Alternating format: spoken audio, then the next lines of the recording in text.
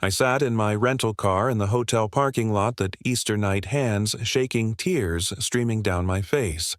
The laughter from dinner still echoed in my head. My sister-in-law Karen's voice replayed over and over. "You are just the family ATM." That is basically his role at this point. Everyone laughed, my parents, my brother, even my niece and nephew. 8 years of giving everything I had, and that was all I meant to them. That night changed everything. Before I share this story, let me know where you are watching from in the comments below. If this resonates with you, hit that like button and subscribe to the channel.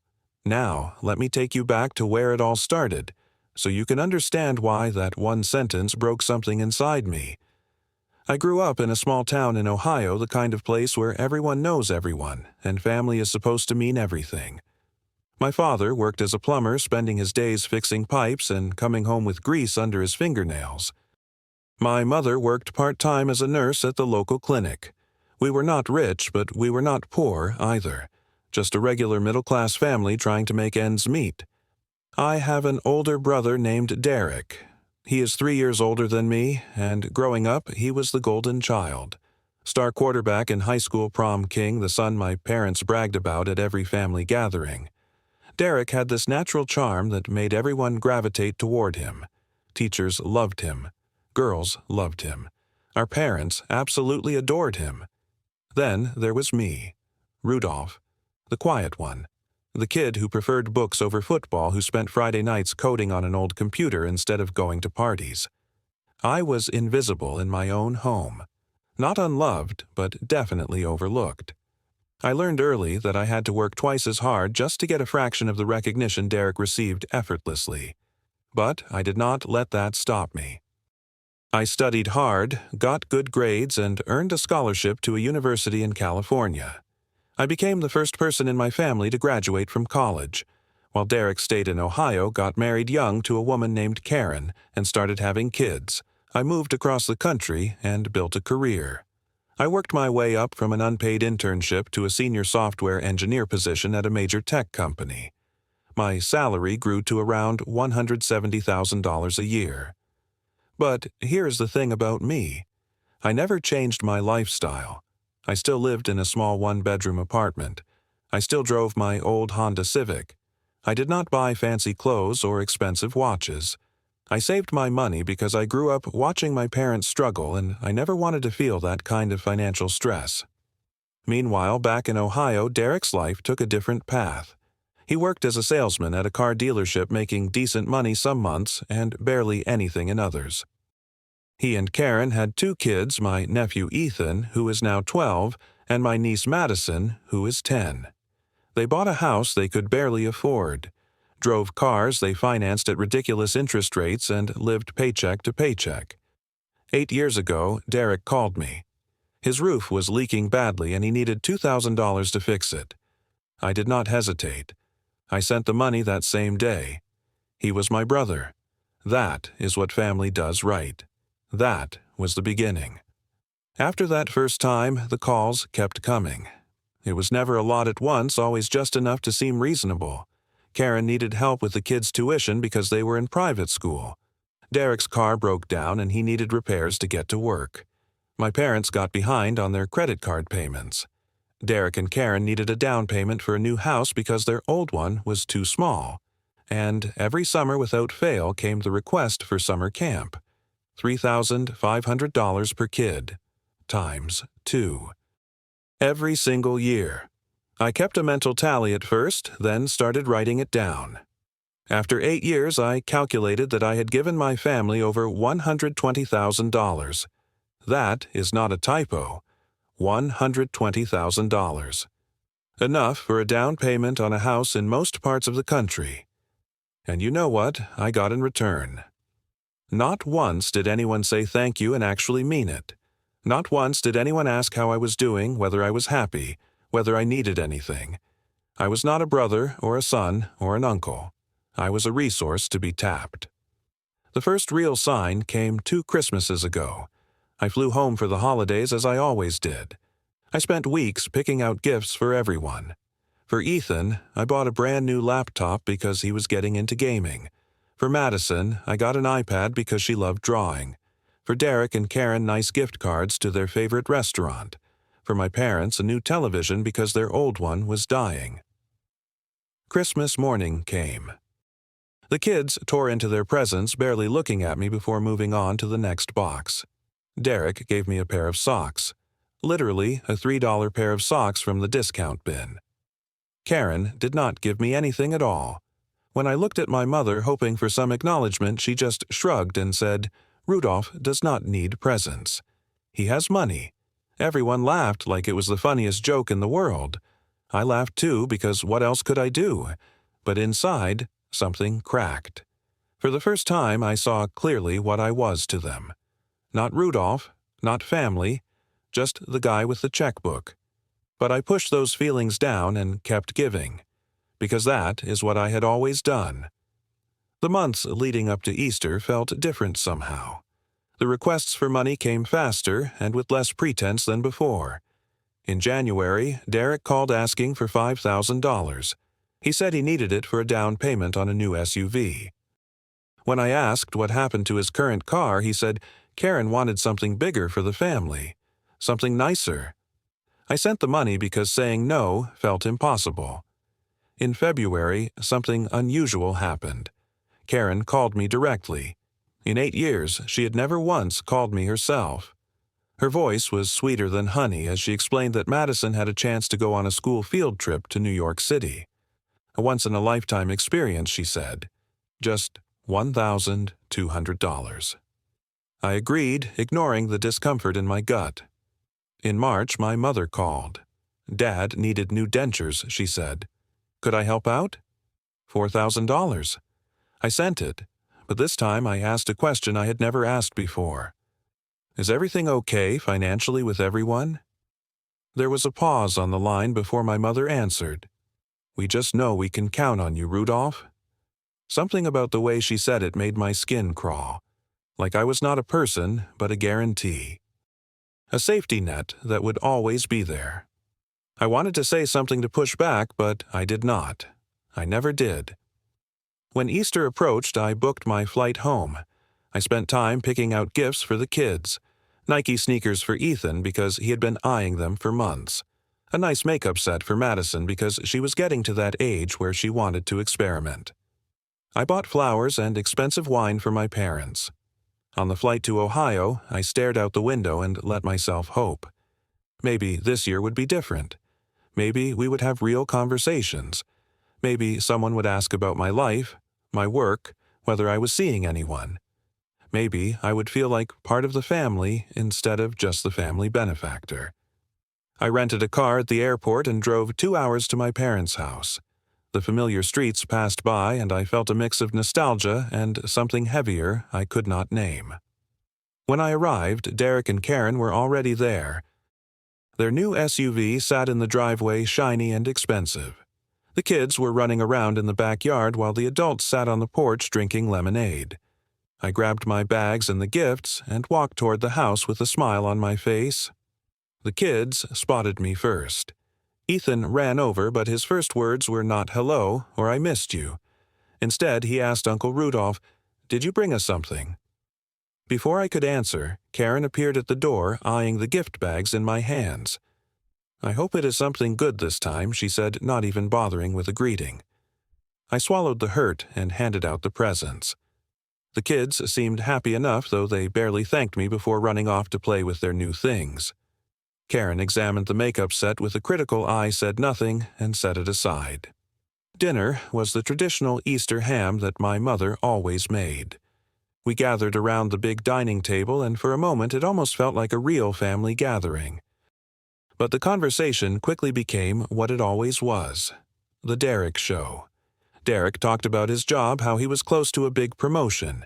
Karen bragged about the kids' grades and extracurricular activities. My father nodded along, proudly adding comments about how well Derek was doing as a provider. I tried to participate. I mentioned a project I had been working on at work, something I was genuinely proud of. But before I could finish 2 sentences, Karen interrupted to tell a story about Madison's dance recital. Nobody circled back to my project. Nobody asked me to continue.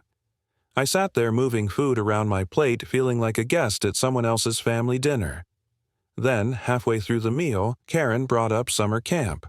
By the way, she said, looking at Derek and then at me, the summer camp registration is next month. It is going to be $4,000 each this year.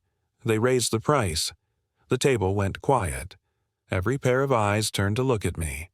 Not a question. Not a discussion. Just an expectation. Before I could even process the request, Derek let out a laugh and said, "Do not worry. Our ATM is sitting right here." My blood went cold. Then Karen delivered the line that would change everything. She smiled, that fake smile of hers, and said, "Yeah, Rudolph is just the family ATM. That is basically his role at this point." The whole table erupted in laughter. My mother, my father, Derek. Even the kids joined in.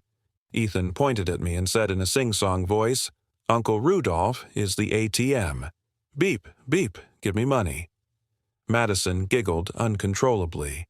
I sat frozen. My face felt hot. My chest tightened.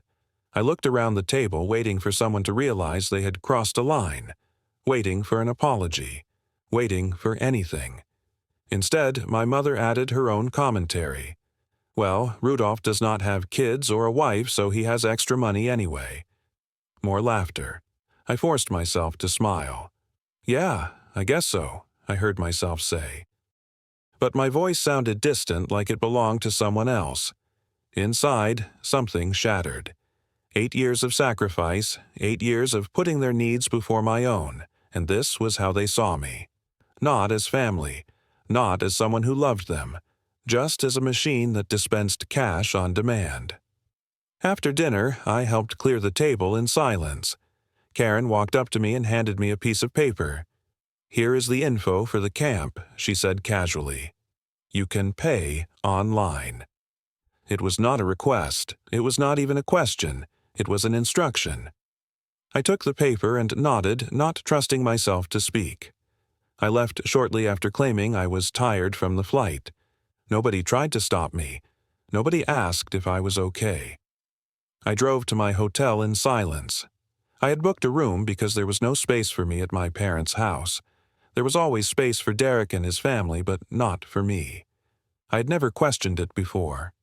Now, it felt like another small cut in a lifetime of small cuts. I parked in the hotel lot but did not go inside. I just sat there in the darkness, gripping the steering wheel, and for the first time in years, I let myself cry. I thought about the past 8 years. $120,000. Countless hours of overtime to make that money. Vacations I did not take. A house I did not buy. Relationships I did not pursue because I was always sending money home. And what was I to them? An ATM. I sat there until midnight asking myself one question over and over. Is this all I am to them?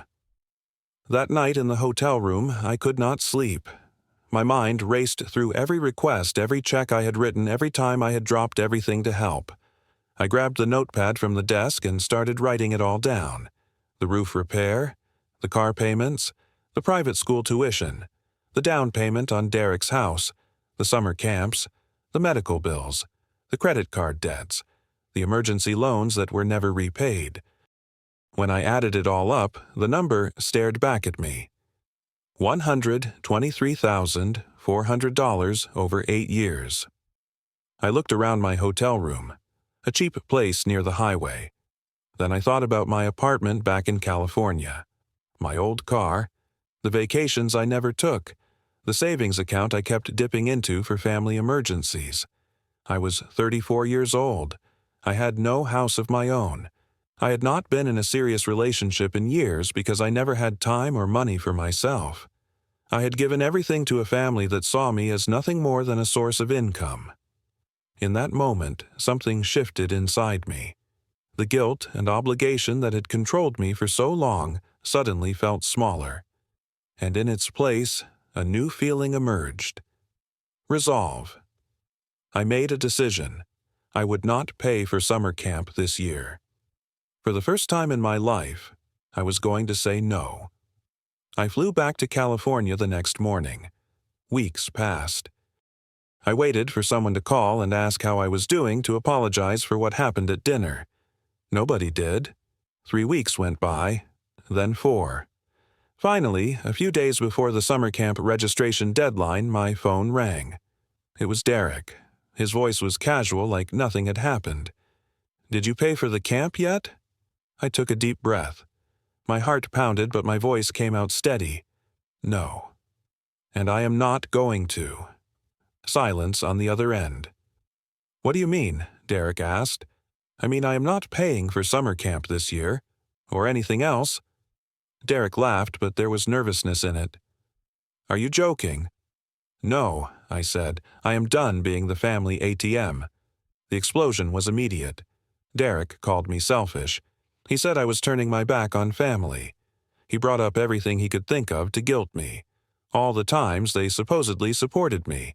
How I owed them because I made more money. I stayed calm. I asked him one simple question. "When was the last time anyone said, 'Thank you'?" He stuttered. He could not answer. So I continued. I listed everything I had done for the past 8 years, the exact amounts, the specific occasions, the total sum. I told him that in 8 years of giving I had never once received genuine gratitude, never once been asked how I was doing, never once been treated like anything other than a bank account with legs. Derek went quiet. Then he hung up. An hour later, Karen called. Her voice was sweet again, dripping with false warmth. "Rudolph, I think there has been some misunderstanding." "No misunderstanding," I said. "You called me the ATM. You all laughed. Now the ATM is closed." Her tone shifted instantly, turning sharp and accusatory. "You are going to punish the kids because of a joke." "It was not a joke to me," I replied. "And the kids will be fine. Their parents can pay." She hung up without another word. The next day my mother called. Her voice was heavy with disappointment. She said she never thought I would turn my back on family. I explained everything as calmly as I could. I told her how I felt invisible for years, how every interaction had become transactional, how being called an ATM in front of everyone had broken something in me that could not be unbroken. "But you have money," she said. "We do not." "I have money because I work hard and live simply," I replied. "Derek makes choices. His choices are not my responsibility." She accused me of dividing the family. She said California had changed me. She cried, and part of me wanted to give in to apologize to send the money just to make the tears stop. But I held firm. My father called later that day. His voice was stern, the same tone he used when I was a child and had done something wrong. "You are disrespecting this family," he said.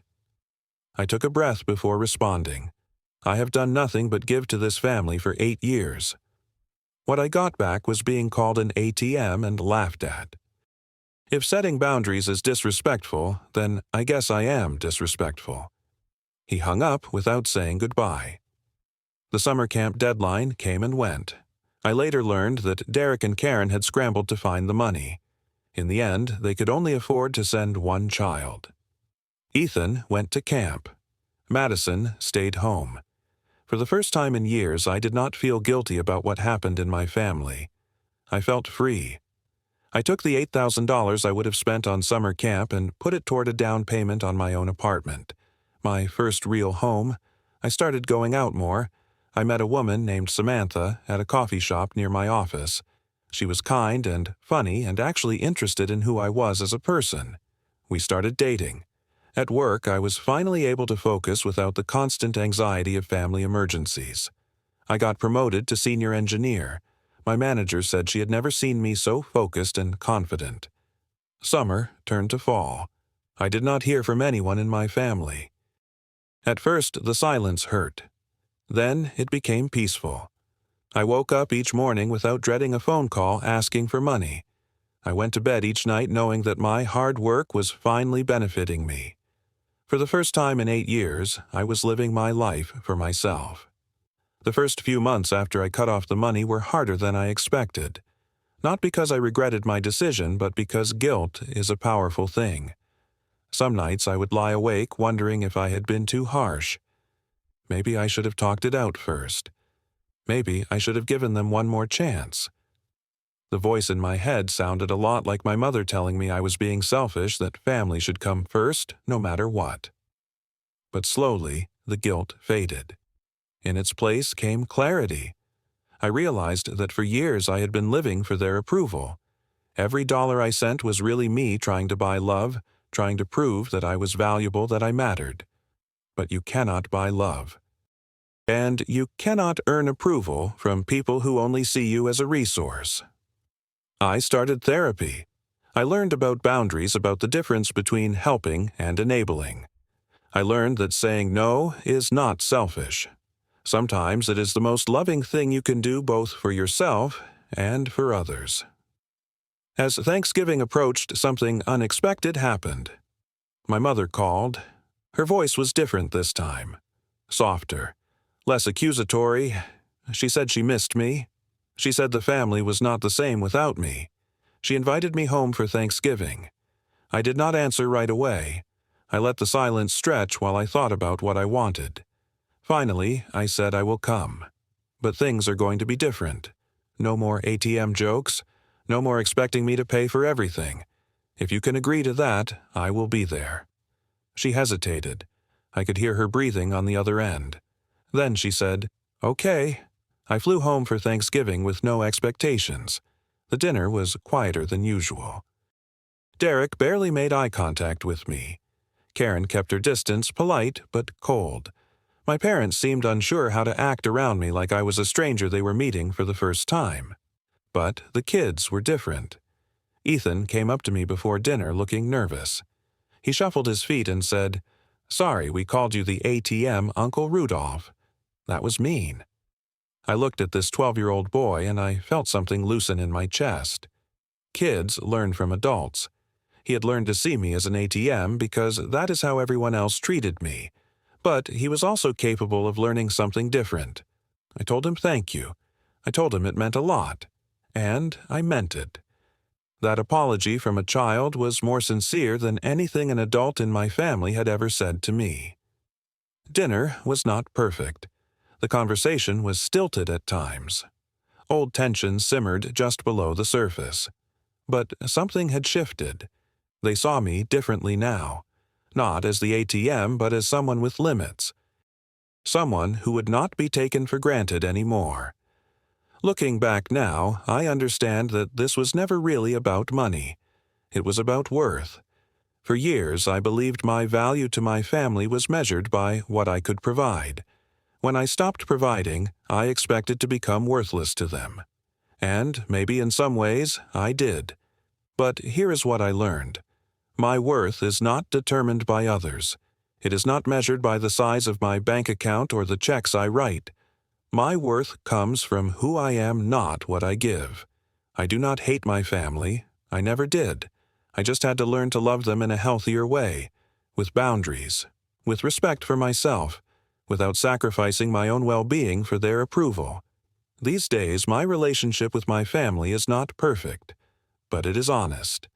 I still help out sometimes when there is a genuine emergency and when I can afford it without hurting myself. But I do not pay for luxury summer camps anymore. I do not fund new cars or down payments. I am not the safety net they fall back on for every poor financial decision. And you know what? They have adjusted. Derek and Karen started budgeting. My parents stopped treating me like a backup plan. It turns out that when people cannot rely on someone else to fix their problems, they figure out how to fix them themselves. I have my own apartment now. Samantha and I are still together, and things are going well. I took my first real vacation last year, a trip to Italy that I had dreamed about for over a decade. I am saving for my future, not just funding everyone else's present. They called me the family ATM. For years, I accepted that role because I thought it was the only way to belong. But now I know the truth. My worth is not measured by what I give. It is measured by who I am. And who I am is finally enough. So let me ask you something. Have you ever felt like your worth was tied to what you could provide? Have you ever been the ATM in your family or your relationships? I want to hear your story in the comments below. If this story touched something in you, please hit that like button and share it with someone who might need to hear it. Do not forget to subscribe if you want more stories like this one. And if you are going through something similar, know that you are not alone. Setting boundaries is hard, but it is also the first step toward freedom. Thank you for watching and for being part of this community. I wish you the courage to know your own worth and the strength to protect it. Take care of yourselves.